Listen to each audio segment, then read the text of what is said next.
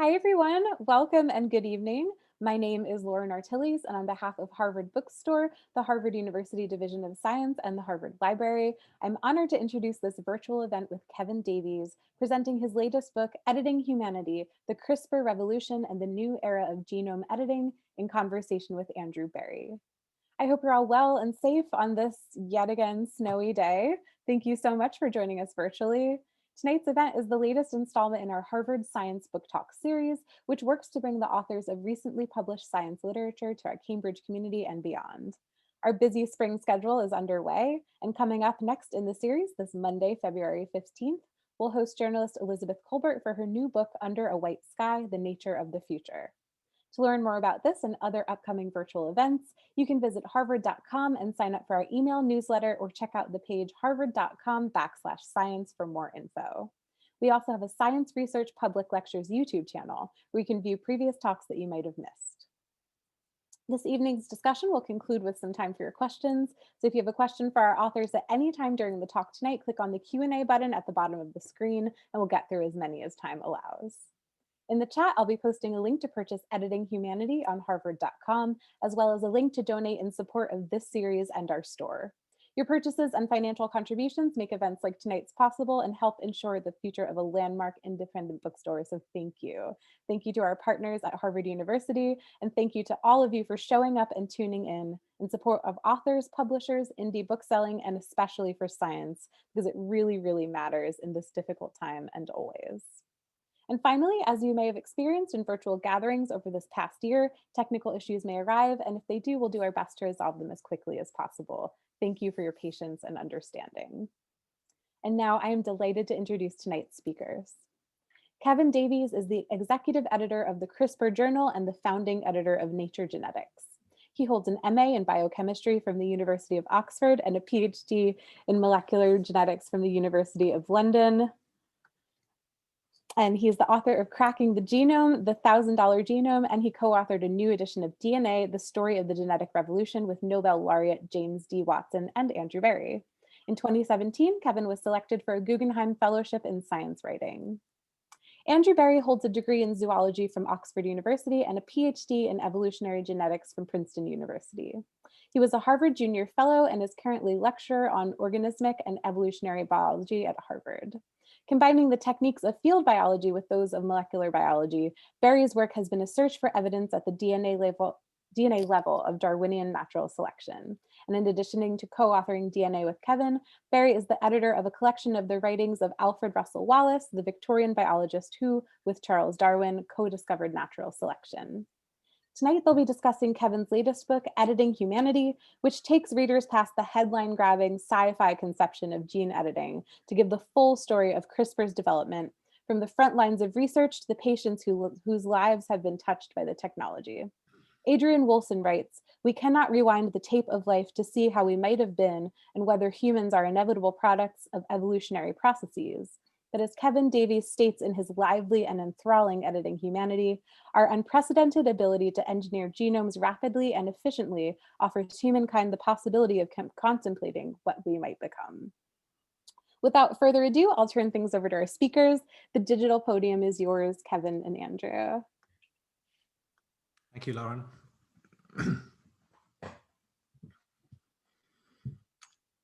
All right, well, I'm going to dive in. Andrew, thank you so much for finding time to join us today, and I look forward to your questions.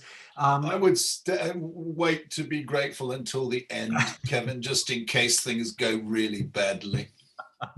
Very good. Rather than do a reading, which I suppose is the traditional way that authors begin events like this, I thought I would give a whirlwind overview of the book in pictorial form. So let's just quickly do the obligatory screen share here. And I'm just going to rattle through about 10 minutes worth of slides to give you, as I say, an overview of the book and why I wrote it and what the main sort of organization and takeaways of it are. And then we'll dive into Andrew's erudite questions and hopefully take plenty of questions from the audience as well. So the book came out in October of 2020, just a few months ago. Editing Humanity, the CRISPR Revolution, and the New Era of Genome Editing. It has the three elements that I need in order to feel compelled to write a book. Firstly, it has to be on genetics. That's the only scientific subject I feel remotely qualified to write on. I did a PhD in London and a couple of postdocs in Boston, one at the Whitehead Institute, one at Harvard Medical School. A pretty miserable time, and I eventually hung up my lab coat and found a way to stay in science but away from the bench, which was a happy compromise for me by moving into science publishing. So this book has lots of genetics. It also has sort of the bigger human interest story. It has the medical significance and even societal significance and ramifications. In this case, many ethical questions that are raised by our ability to edit the genomes of all organisms, including humans. And third, I think to tell a story that hopefully appeals to a large audience, including the general public, a little bit of human interest, human drama, indeed even a whiff of scandal is no bad ingredient. And this story certainly has some fascinating personalities, and you can find some scandal in it if you care to look. So a few years ago, like everyone else, I suddenly, wherever you looked, CRISPR was in the news. It was on every newsstand magazine. It was on 60 Minutes. This is Feng Zhang from the Broad Institute being interviewed for a piece that ran 2 or 3 years ago. It made it to the megaplex cinemas, remember the good old days when we could go and watch awful movies like Rampage, where Dwayne Johnson took on CRISPR, and of course, being The Rock, he won. A more erudite film was Human Nature, a really good documentary that you can find on Netflix or other streaming services that I highly recommend, that really tells, in some ways, the same kind of story that you'll find in Editing Humanity. It was a trivia question on Jeopardy, and I could go on and on. And of course, the true highlight was last October, literally 24 hours after my book came out, when the Nobel Prize in Chemistry was awarded to Emmanuelle Charpentier on the right, the French microbiologist, and her collaborator and colleague, Jennifer Doudna from UC Berkeley and the Howard Hughes Medical Institute on the left, a biochemist, for the development of a method for genome editing. This was a short-lived collaboration, basically lasted about a year, culminating in a major paper in Science in 2012, and that was the work for which they were recognized. The presentation of the awards was somewhat unusual. Obviously, COVID has impacted life in many ways, including preventing the Swedish Nobel Academy from hosting their usual star-studded royal gala. So Charpentier received her gold medal in the Swedish Embassy in Berlin. Doudna received hers in her back garden. This is her patio of her Berkeley house, but that didn't seem to detract too much from the joy and pleasure in receiving the ultimate scientific prize. And this is just a quick snapshot of how the markets reacted to the news. October is on the far left of the x-axis, and 4 publicly traded CRISPR gene editing companies have certainly seen a very interesting spike. There'll be other reasons that I'll come to for why I think this may have happened. So the first part of the book is really intended to tell the story of how CRISPR was developed. The term was only coined in 2001 in an email exchange with 2 scientists, including the gentleman that I'm shown with here, Francisco Mojica, a microbiologist at the University of Alicante in Spain, and where we've taken this photograph in the Salt Lakes just south of Alicante. I felt like I'd stepped into a David Attenborough movie, but this is an industrial salt mine extracting salt from the Mediterranean. And this is where some very unusual organisms live. Mojica was fascinated in studying these, trying to understand a particular DNA sequence or motif that he discovered lurking in these microorganisms. And that's the CRISPR array, so-called. And what we've known and what scientists since then have documented is that CRISPR is a way that bacteria grab a hold of and store in a sort of a genetic mugshot archive snippets of viral DNA. So when viruses try to attack and kill bacteria and other microorganisms, the bacteria store some of the viral DNA as a way to recognize those viruses should they encounter them again. And if they do encounter them again, these genetic signatures are activated, forming a kind of a GPS security system when coupled with Cas proteins. It sounds rather innocuous, but these Cas proteins are the genetic scissors that the Nobel Committee just awarded the Nobel Prize for. And the viral signatures stored in CRISPR provide the molecular targeting cues to tell the genetic scissors where to go and what to destroy. And so that's the biological fundamental basis of CRISPR. And what scientists, notably Doudna and Charpentier, in this collaboration that was forged in 2011, did was to take that naturally occurring system and turn it and tweak it into a gene editing system that we can use, scientists can use, to target any DNA in pretty much any organism. Now, a lot of this work was going on at the same time at places like the Broad Institute and Harvard Medical School. Feng Zhang was, and still is, one of the undoubted world leaders in this field. He published a major paper in January of 2013, also in Science, getting CRISPR gene editing to work in human cells for the first time.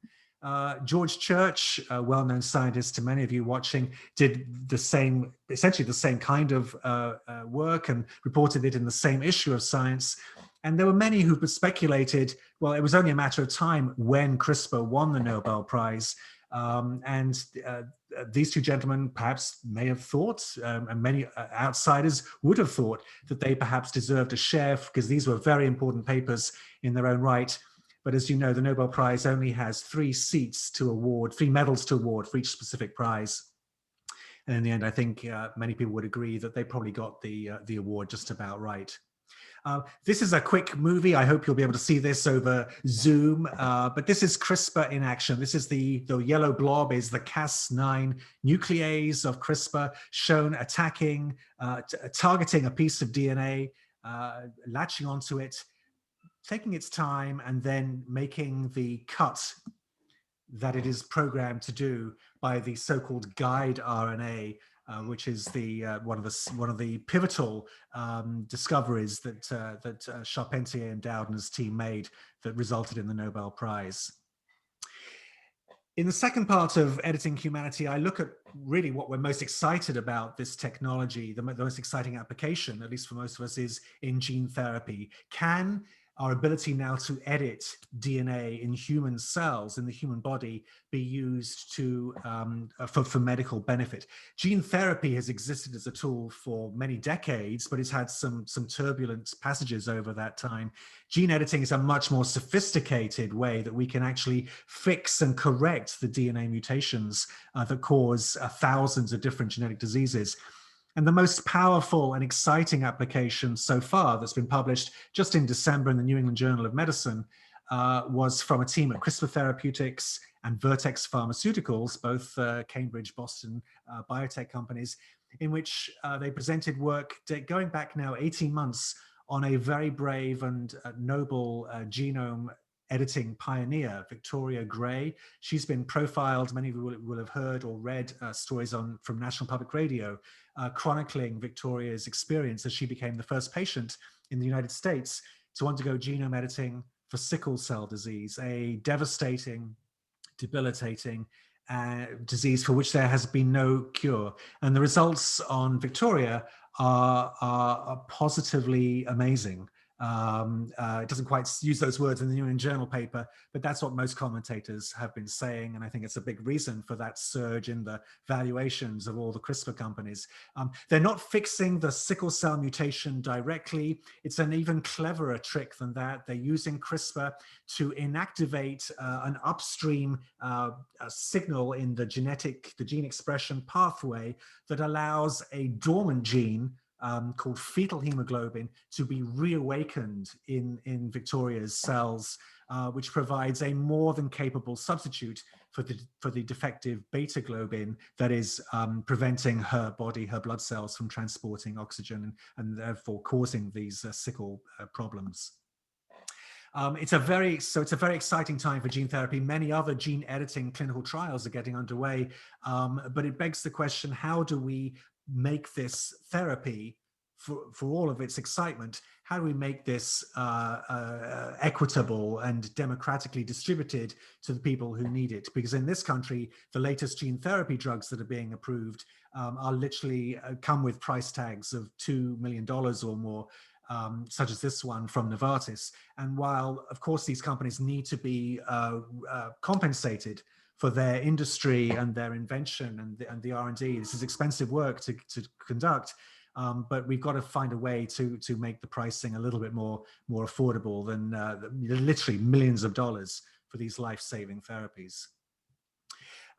So that was the book as it was trotting along, and I thought, well, this is going quite well. And then in 2018, an absolutely sensational event happened that really caused me to pivot and make this much more of an ethical story than I thought it was going to be.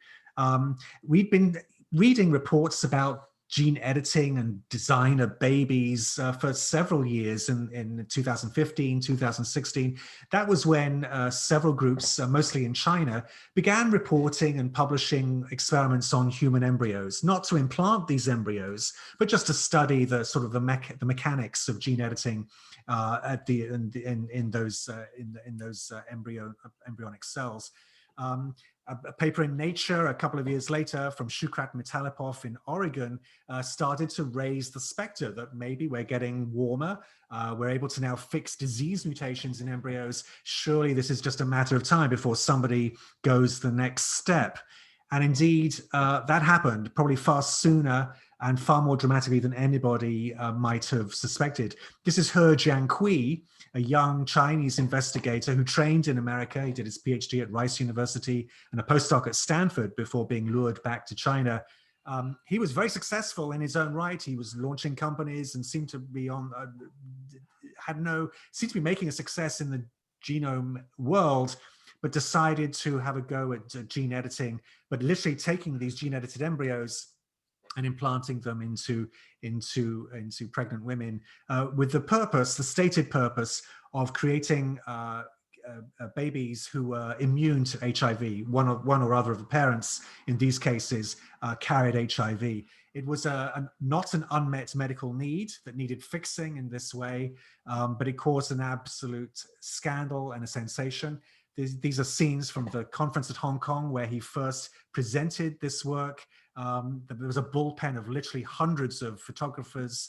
And here he was presenting the DNA scans of the twins, Lulu and Nana, who had been born just a few weeks earlier. And we could see and tell from the quality of the editing work that the editing was not performed successfully, and that he was not able to mimic the precise natural genetic variant that that had inspired the work in the first place. The worldwide reaction was damning. This is a list of 15 reasons from Ed Yong, writing in The Atlantic, of why this work should never have been done. And I use this as a framework for one of the chapters in the book. But I think perhaps the most powerful ethical objection came from one of his fellow countrymen at the conference, in which Chu Renzhong said, how could J.K. He Jiankui and his team change the gene pool of the human species without considering the need to consult other parts of the human species? That quote really got to me. Kevin, can I just ask you a very quick question? Yeah. What happened to those little girls? Well, we don't know. So we know what happened to the guy who edited their DNA. He was put under house arrest, or as the Chinese call it, residential surveillance. But he's now in jail. He was sentenced to jail about a year later. So he's serving the second year now of a 3-year prison term. But Lulu and Nana, we know nothing about them. We don't even know their real names. We know the quality of the edits at that particular gene. We don't know whether off-target edits were reported, and we don't know the health of them. So I know that there are many scientists outside of China who would love to volunteer their services to help if these children need it. There's a third gene-edited child born 6 months later about whom we know even less. I can't even give you his or her nickname. So it's an important and unanswered question. So let me wrap this up with just the final couple of slides, and then we'll get into the Q&A. The scientific community has obviously tried to come together and forge commissions and issue reports to try to dissuade anybody from trying to do what He Jiankui did. The most important document in this regard was published a few months ago from the National Academies of Sciences. They have provided a very narrow pathway in which they could potentially see countries condoning medical genome editing of human embryos in very rare circumstances. And we can talk about those more in the Q&A if there's time. The final few chapters in the book kind of begin to point to some avenues of futuristic research that may or may not be in the realm of science fiction, depending on your point of view. One chapter spends a lot of time with George Church from Harvard Medical School. He said, "You can't write a book on genome editing without coming to talk to me." So I duly went to visit him. One of the most exciting projects also has been featured on 60 Minutes is his efforts to potentially resurrect the woolly mammoth. He's not quite doing that, but he's excavating DNA from the beautifully preserved specimens that are found in Siberia. And with his team finding the areas, the specific genes where the woolly mammoth might differ from its nearest living neighbor or relative, which would be the Asian elephant. So there are plans afoot to potentially resurrect this, not for commercial purposes, but potentially for environmental reasons. The other final scientist that I just wanted to end on is David Liu, Feng Zhang's colleague at the Broad Institute, who is really spearheading the next generation of CRISPR gene editing technologies. And I spent a chapter talking about base editing, which is work from his lab. It's only just come out in the last 5 years or so. These were the postdocs who led that work in his lab. One has gone off to academia in San Diego, Alexis Comer on the left. Nicole Gordelli on the right has gone to David's company, Beam Therapeutics in Cambridge. And this is the headline news that they just published a few weeks ago in Nature, and the companion coverage in Science, in which they've successfully treated a mouse model of progeria. This is a rare genetic syndrome in which, and you see one of the patients here, in which aging of the cells is sped up dramatically, and such that the patients die typically in their teenage years. This is essentially a cure for progeria in mice. I must stress, in mice. It'll be many years before any kind of clinical trial can start, but it shows the power of base editing, which is a more precise form of CRISPR. We can talk more about that if there's interest. So I'll stop sharing now. That's a quick sort of whirlwind snapshot of the book. And Andrew, I'm going to pass it back to you. Well, thank you, Kevin. That was great. My first question is a simple one, which is it relates to David Liu and indeed to the experiment, and I'm afraid it is an experiment done on those twins, which is when we started off with CRISPR, there was a lot of concern with so-called off-target effects. So in other words, you're trying to hit this piece of DNA, but the protocol isn't that accurate. You're hitting that, and this. But in other words, there's what you might call genetic collateral damage. Yep. We have come a long way since that, right? Yep. Yeah, we have. I think both for people experiments just using regular traditional CRISPR, Nobel Prize winning CRISPR, where you make a complete cleavage of the DNA and then allow the cells repair systems to process it.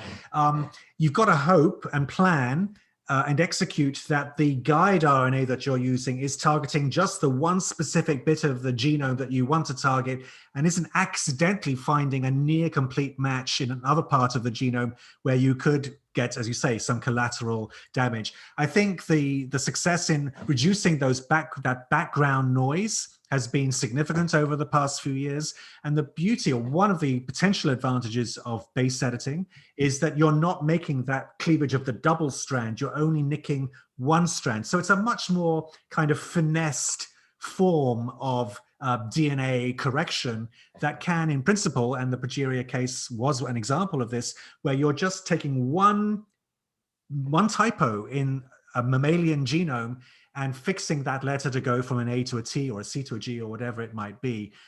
So it's a very exciting technology. And since then, David and his team have published another sort of riff on base editing called prime editing. And there's a biotech company called Prime Medicine that you're going to be hearing a lot more about in the years to come. It's exhausting. So we haven't seen the last of CRISPR. In many ways, we're just seeing the beginning of CRISPR to spin off a whole new series of different technologies. But you would be willing to say that we're more or less there now in terms of having a technology that we can pretty much go into any genome anywhere and change that, as you say, a single typo. I think we're close there. It doesn't mean that every time someone tries to do this in a human patient in a clinical trial, it's guaranteed to be successful. That's why we do the clinical trials. We can't just extrapolate from mice to humans. That often doesn't work. And another area of research that must be done in parallel is the vectors, the delivery vehicles that we use, whether it's a gene therapy treatment or it's a gene editing treatment. We've somehow got to get those genes or those machines, those molecular machines, to the right cells at the right time. And that requires either using a virus, a modified, hollowed out virus, to be our vector, or some other sort of artificial system. And those still need to be perfected. They need to be manufactured. We need to ensure that they don't trigger some sort of massive immune response. And so we're not completely out of the woods there yet. There's still a lot more work to be done. And I hate to be horribly topical, but presumably this technology is being applied to our friend COVID. What is the sort of state of the, so I mean, and there seem to be two areas. One is diagnostics, and the other is actual therapeutics. Yeah. Can you give us a sense of the state of play on that? Yeah. So the two of the scientists that I showed in the little presentation, Feng Zhang at the Broad Institute and Jennifer Doudna in California, both have founded, well, multiple companies, but they both founded diagnostic companies using a different flavor of CRISPR that is proving to be a very powerful diagnostic tool for many different types of viruses. Feng's company is called Sherlock Biosciences, and Jennifer's is called Mammoth Biosciences. They're being applied to the COVID-19 virus, the coronavirus. They've received FDA approvals, and so there's a rapid progress is being made. We're not yet at the point that I think they can say our technology is cheaper or more high throughput than the traditional PCR technologies that are being used in centers all around the country. But I think that gap is closing rapidly. Eventually, it could become an at-home test that we could all be taking whenever we want for a couple of dollars. And there's also work being published as we speak on the therapeutic side, because again, if CRISPR is naturally evolved to attack viruses, why can't we kind of tweak CRISPR to attack the virus within us?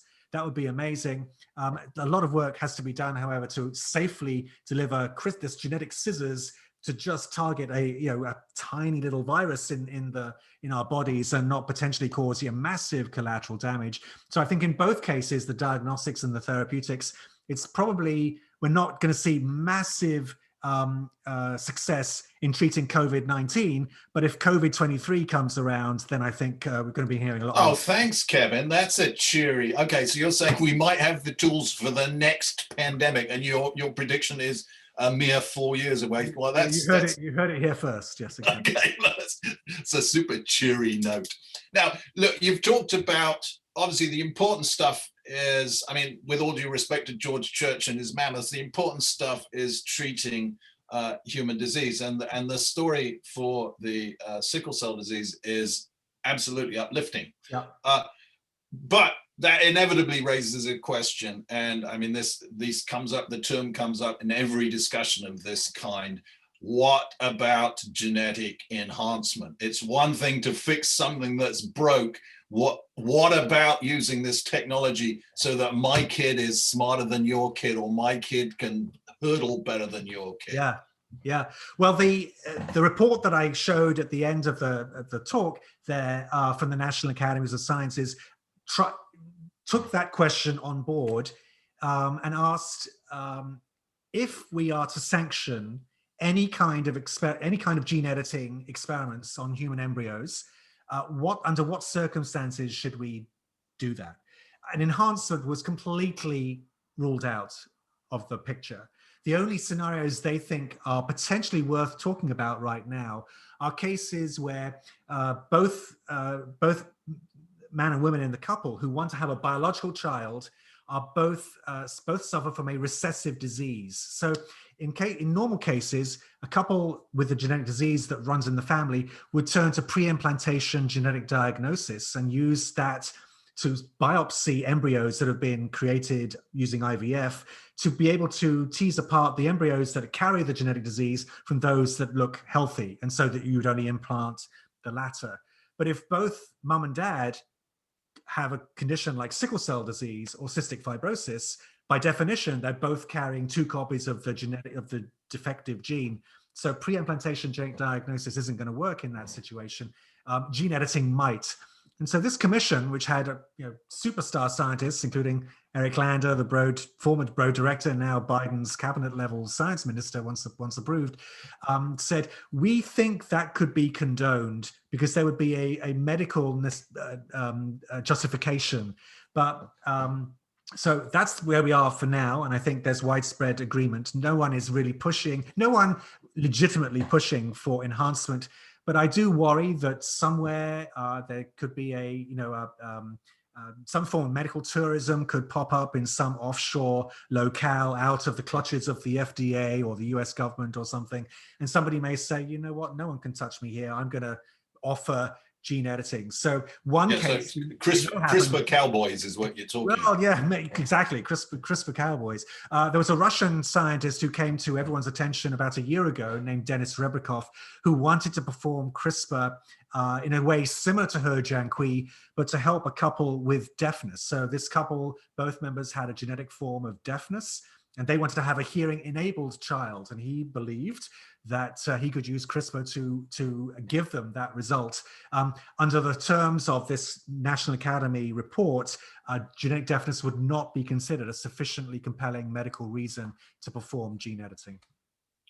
But that's that's the US. Yeah. Is there any global attempt to regulate? I mean, obviously separate nations can have their own rules and so on, but is there a sort of concerted front to do this? The National Academies organized that report. I should stress that was an international commission. It had input from some respected scientists in China and around the world. So I think that as close as you can say, as close as any commission can come to be saying, here are the rules now that the world should follow.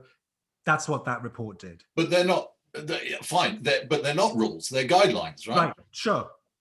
So, and what they said was these are our recommendations, but really the ball belongs in the court of each country. So it's really for China or Russia or Great Britain or US or other countries. Literally in the courts of each country, right? Yeah, right, exactly, it is, yeah. Right. So we don't know. So there may be some countries that I haven't named who may say, you know what, we're gung-ho on this technology and we want to see it applied, and we don't care what the National Academies Commission said. And I guess that's my concern with our cowboys, because this technology is actually, I mean, that's the joy of it. Yeah. It's pretty damn simple to apply. I can go online and type in my favorite the mutation I want to target, and I've got a kit that's FedExed to me overnight. It's not that difficult to do. So the question is, how on earth can we as scientists or we as ethical beings prevent this from happening? Or is it, or do you think that it's just technologically inconceivable? Yeah, you're right. I mean, you make a very good point. The technology is so easy. I mean, high school students, your biology students, really. Now I'm nervous. If there's anyone in my course, Life Sciences 1B, listening, please ignore that suggestion. Right. Andrew's working on the syllabus right now. But that's why CRISPR has become such a phenomenon, because you don't need $1 million sequencing instruments to get this to work. This is being applied by scientists in every country around the world. So, and as you say, if a clinic without sophisticated or previous even gene editing experience decided, you know what, we want to have a go at this, we can. And I'll give you a case in point. Literally the first week that He Jiankui was under house arrest back in Shenzhen in China, awaiting his fate, he received an email from a medical fertility center in the Middle East saying, Dr. Jiankui, we loved your presentation last week.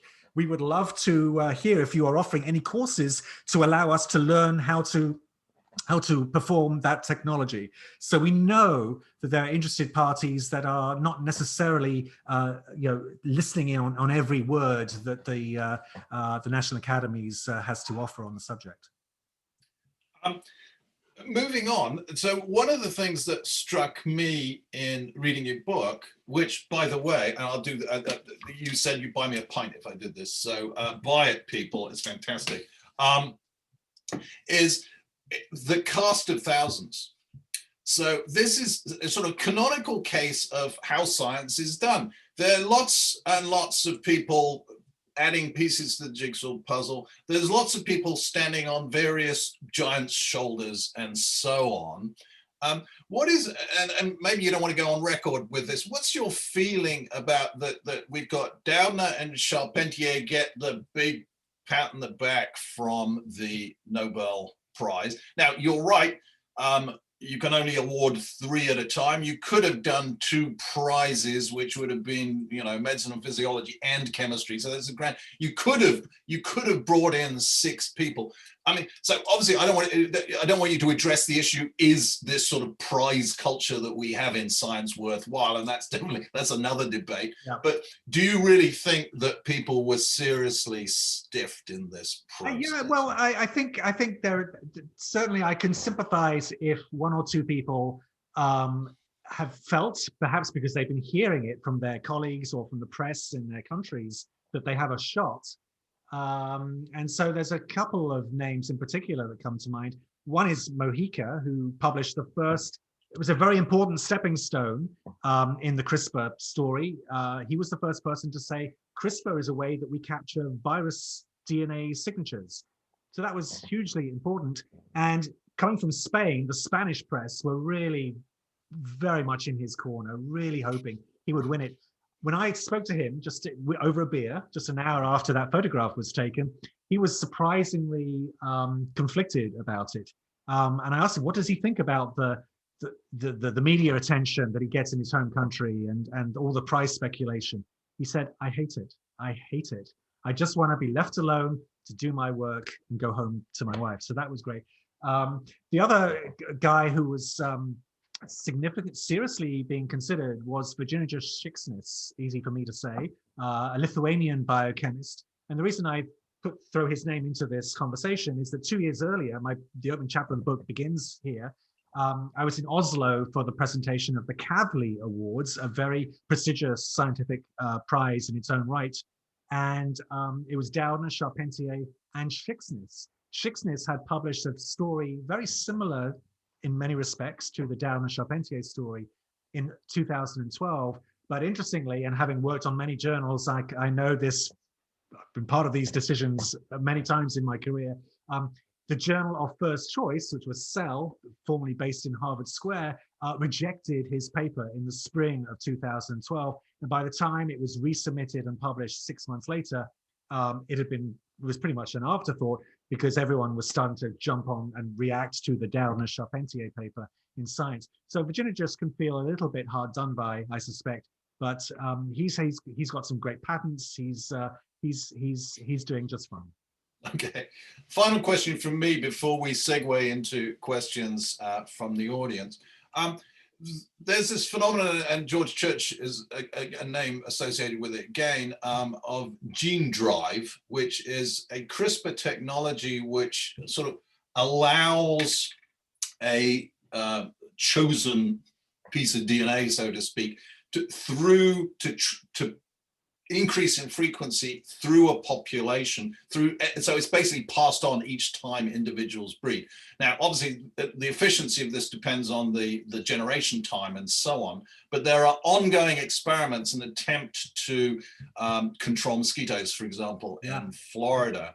And so what we're now sort of, if you like, weaponizing the technology. We're using it instead of constructively to cure diseases and so on, to destroy things. Now, we want to destroy mosquitoes maybe, but I just wondered if you had any perspective on, one, will that work? Two, do you think the technology is more dangerous? Three, what's the future that this process holds? I think, yeah, so in one of the latter chapters in the book, I talk about gene drives, particularly with regard to as being used as a potential means to combat malaria and potentially even eradicate malaria in large parts of sub-Saharan Africa. It sounds great in principle, and you can do the experiments in an insectary in a biohazard lab in London or San Diego, and it works great. But taking this into the wild and doing this in real villages, in real areas of Africa, is another matter entirely. And the reasons for that aren't just the ecological or environmental reasons that, well, you're telling me it's safe because there's these mosquitoes that you're trying to suppress. They have no natural predators. They're not going to upset the ecosystem. But there's always the worry that the gene drive could maybe somehow cross over, no matter what assurances you're getting from the scientists, that maybe it crosses over into another species. It's not going to respect geographic or national boundaries, that's for sure. And then there's it's the hearts and minds of the people where you're trying to introduce this potent weapon. And I'm sure, and I quoted many African environmentalists and campaigners who, the moment they hear that a big pharma company or some European or American entity wants to come in and do some sort of fancy genetic experiment on them, it immediately gets gets them on the defensive, and they say, this just smacks of colonialism. We want nothing. You go do your experiments, your human experiments on someone else before you come knocking on our door. Even though the goal is so noble, we're trying to save the lives of 500,000 Africans who die of malaria every year. So it's I think there are still many hurdles, but if we could get it to work and do it safely, it would be an amazing feat. Well, and my concern, more as an ecologist or wearing an ecological hat, is we as a species have a pretty damn poor track record of trying to do, quote, worthwhile environmental perturbations, environmental experiments in order to, quote, solve problems. As the Australians will tell you, for example, the introduction of cane toads, which was supposed to control a beetle grub, has been an absolute catastrophe, and the beetle grubs remain uncontrolled. So yes, we're not very good at that sort of thing. And so the combination of ecological uncertainty and the technological issues, so I'm so it's a no from Andrew. Yeah, right. Let's move to some questions. And look, seeing as we've been talking about ecological questions, there's a question from Judith Upjohn. You mentioned church. That's George Church, not the Church of England, as we would both refer to it. In relation to ecological issues, how might CRISPR be used to enhance species survival with regard to climate change? Do you have that's a big issue. That's a great question. I'd have to think about that one a bit harder, but there are examples in the book where several teams of scientists talk about using CRISPR not to resurrect old extinct species like the woolly mammoth, but potentially save species that are on the threat of extinction. There are examples in Hawaii, for example, where climate change is changing the degree to which mosquitoes can attack different species. And so CRISPR could potentially provide some sort of defense mechanisms to potentially help in those cases. So I think it's an important area that CRISPR that scientists are looking into. And this isn't one of the questions from outside. I'm just curious. You think that George Church, with his Mammoth Resurrection project, is making good use of resources? Well, this is just one of 1,000 amazing, creative, fanciful projects that are going on in the church, empire. And so I think he may feel that we spend a little bit too much time talking about this particular project. He's not trying to become, the next sort of. There's work going on in a place in Siberia called, they don't call it, in homage to Jurassic Park, they call it Pleistocene Park. And the goal is, again, it has environmental purpose. It's, if we have troops of woolly mammoth chomping around, we'll be able to protect the permafrost and prevent thawing and gazillions of tons of methane from moving into the atmosphere. So that's the purpose, not to just build some sort of tourism fantasy island kind of park. So I wish him well, but I get a chuckle that one of the other experts in this field, Beth Shapiro, wrote a book called How to Clone a Mammoth, and the bottom line is, no, you can't. It's not going to work. It's never going to work. So we'll see. Okay, we'll go from a grand picture like that to a very technical issue, which is an interesting one. This question from Todd Ryan. We're just beginning to understand patterns of epigenetics, genome methylation, and so on. So this is basically controlling access to DNA by enzymes which process DNA. Does this impact the ability of CRISPR to access certain genes, or is CRISPR really an equal opportunity DNA snipper? That's another very good question. I'm sure it does, and I don't know that I could give you an honest answer, but I think the way that scientists are taking the basic toolbox that Doudna and Charpentier and Zhang and Church described and enabled for us, and now pushing this into so many fascinating directions. There's just huge numbers of new bacteria species found in salt lakes and thermophilic vents under the water and other extreme locales that we can barely culture, barely get our hands on. These have new forms of CRISPR, new enzymes, new tools for the CRISPR toolbox. And I'm sure that there are many scientists who aren't content to just change an A to a T or fix one letter. They're looking at ways to use the CRISPR machinery to do much more sophisticated gene expression modulation. So we're not just changing the basic sequence of DNA, we're changing the ways that we're able to monitor and regulate and turn on or turn off genes. The sickle cell example we gave is kind of an example of that, where we're fixing the pathway to in a sort of a domino effect to produce the desired result. But they're going to provide much more subtle ways of changing gene expression as well. Can you? And this is actually in a way a related question. It's from an anonymous attendee.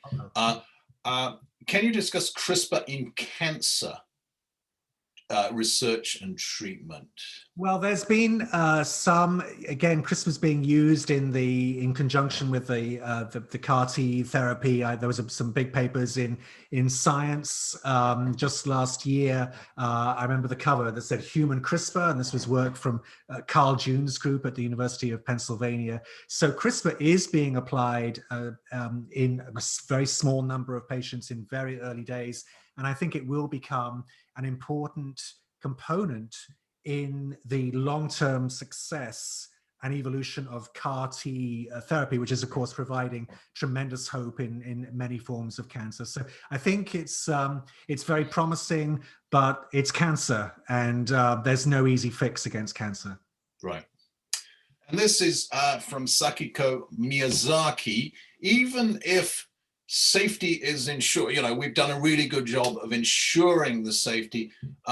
How on earth do we convince the public, the world, if you like, that one, it is trustworthy, that there isn't going to be a mad scientist out there derailing everything, and two, that and this is important, and you touched on it, it's going to be equitable. It's not going to be one of those, yes, this is right handy dandy if you happen to have a spare $3 million, which most of us don't. Yeah. I mean, yeah, look at what is it, a third of the country and doesn't want to take a COVID vaccine shot or something like that. So we have a massive challenge on our hands, and everybody, Andrew and everyone else here who's got any kind of educational role has a big responsibility here.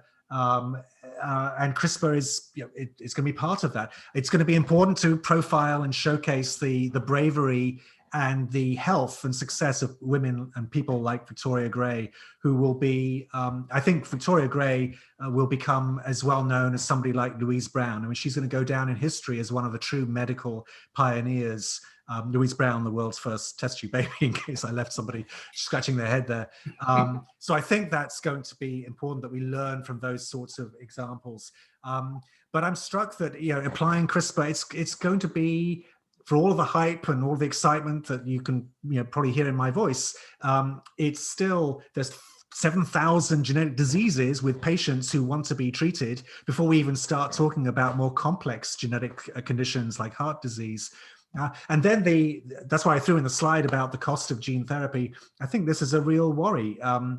The companies that we briefly talked about, Editas and CRISPR Therapeutics, that are driving the clinical trials that make these therapies possible, they're going to be looking for a return on their investment. They're going to be looking to satisfy not just the patients who can benefit from this therapy, but of course their shareholders. And I don't mean to sound cynical, but they have every right to do that. But how do we take these fast developing technologies and make the price a little bit more equitable? My hope is that because CRISPR fundamentally is such an easy technology to get to work, at least at a basic level in the lab, as Andrew touched on a few minutes ago, I hope that over time we can find ways that this will quickly become expandable to many more patients. And as a result, the price will be able to come down to more tolerable levels. This is a question, just really for clarification, but I think it's an important clarification. It's from Driti Komineni, whose name I probably mispronounced, I apologize. What's the difference between the sickle cell approach that is working and what Mr. Jiankui did to those two twins? I mean, what's the fundamental difference here? It's simply who and when you apply the technology. So Victoria Gray is a living patient. And so what she got was a form of somatic gene editing, where we apply the CRISPR machinery to cells. In this case, some of her bone marrow cells were collected, taken outside the body. Those cells were then treated with CRISPR, fixed, and then re-implanted into her body, and so on. What He Jiankui did, and I'm sorry, I should have made this clear, and I apologize. He was treating human embryos. So the CRISPR fixes that were made in those embryos would then populate every cell of the embryo once it's implanted, and thus every cell of the baby that is born 9 months or thereabouts later.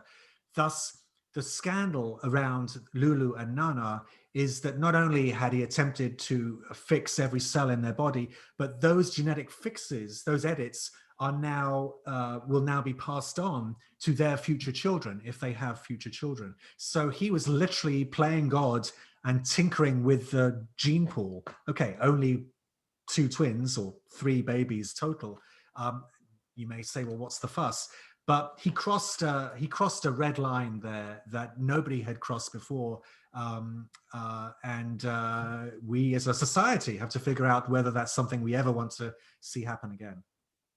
Here's a question from Francis Santora, and obviously they were thinking that you were going to be reading these questions rather than me, because it starts, loved your book. Okay, so in other words, they knew that would get an answer out of you. So loved your book. What application of CRISPR excites you most aside from the sickle cell therapy we've just been discussing? Yeah, I think it's these new technologies. I mean, it's one of the. I'm a frustrated scientist. I wanted to be a professor, didn't work. So I live vicariously through other scientists and being able to write about it or work on scientific journals and publish their work. And so one of the great joys is being able to, go meet in person, or in these days set up a Zoom call and just hear from someone like a David Liu and just hear the amazing work that they're doing. I think I really mean it when I say I just think we're just scratching the surface with CRISPR. And you mentioned, Andrew, that the Nobel Committee could have awarded potentially 6 prizes if they wanted to do chemistry and medicine. I don't know that the different committees even talk to each other for that to happen. But I do think that this isn't the last Nobel Prize that CRISPR is going to win. I absolutely see a medicine prize. It may take 10 years, it may take 20 years, but I think once we're able to absolutely just fix the DNA mutations in a patient with cystic fibrosis or sickle cell disease or forms of cancer, that, as a lapsed former geneticist, that is the holy grail for me. I mean, that was something that was truly science fiction when I was a grad student in London. We didn't dream of having the wherewithal to be able to change the sequence with such finesse and correct a genetic disease. That was pure fantasy, and here we are 30 years later, and people are doing it. It's amazing. That's why I wanted to write the book. So, and Venya Curry asks a question which is sort of related to this. Where do you believe CRISPR's future lies?